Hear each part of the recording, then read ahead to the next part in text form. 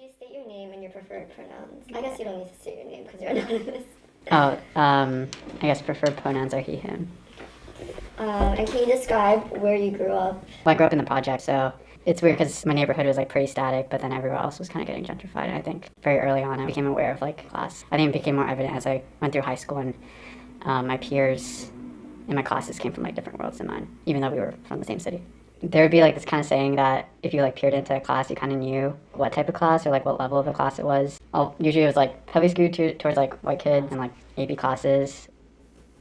Do you mind telling us a little bit about your cultural background? I'm like Bangladeshi, though I would say that like now I feel kind of like detached from it in a sense. I feel like very assimilated. It was almost kind of like by force in a sense, because even though like my parents knew English, I would kind of translate for them. So like I kind of had to like pick up on stuff in my environment to kind of survive a bit. Yeah, I guess it's weird because I feel like my voice isn't necessarily something I connect back to how I grew up at home, but rather all the like media I consume or like any interactions I had outside of home or at school. That's kind of what I kind of built around or like assimilated into my own identity as well. Do you think your cultural background has influenced how you approach like romantic relationships or dating? Back at home, I guess my parents are like super religious, with the religion being Islam. Personally, for myself, I'm not super religious at all. It does come out in certain ways, like I don't eat pork and stuff, but that also means stuff like dating is like very much looked down upon. My relationships or like romantic interests are kind of something that you don't really talk about. If anything, they like manifest into talking about arranged marriages and stuff like after graduation and like settling down with someone that you don't really know. I guess because of that, I get kind of scared of the idea of having to hide a relationship on like either side, I guess, like either on my side or like a partner's side. Having gone through that experience partially, it has been tough. So it was mostly in high school because that's where like part of my relationship took place as well.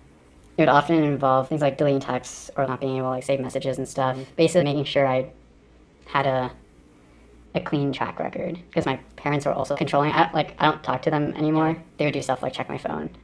So I had to like be vigilant. There would even be like points where like I'd just be texting a girl because I don't know, like their friend or like a classmate, and then I would get asked about it, which was also infuriating in itself. So I think like in general, my life was kind of like, I felt like I had to hide stuff or suppress even just being friendly with people. Yeah, so a lot of secrecy. There's kind of like a little Bangladeshi community, and word gets around pretty fast. Like I think I like definitely have self-resentment for my culture in that sense, because that's gossip and like just talking. I definitely remember like I couldn't even hang out with female friends because one time someone saw me with a friend and then they told my mom, and I like got berated for it. I guess in my head I kind of made out Bangladeshi people as like enemies. I just was super scared of saying anything that was romance related, but I think I realized that not everyone is like that, especially people my age.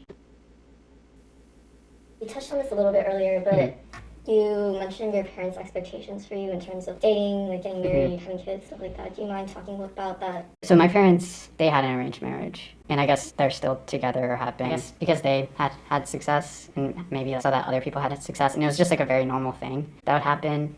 I think it was an expectation that I would also undergo that process of like having someone matched up with me. Like they would also talk about it back in Bangladesh, as if we would go back there. Maybe there would be another Bangladeshi in like the area. I don't know. But yeah, and then like get married. I think I kind of had a really adverse reaction to that because I couldn't like fathom the idea of being emotionally intimate with someone that I barely knew, and it disgusted me in a sense. So I was like very against it, and I kind of hated the idea really of having an arranged marriage.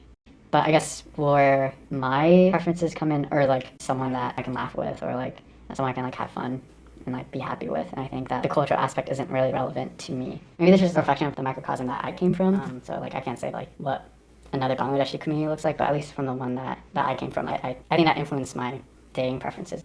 I would say that like my dating preferences like mostly include everyone, but I think because of that self-resentment from my own experience, I think it's hard for me to date someone from Bangladeshi or like something like similar, I guess.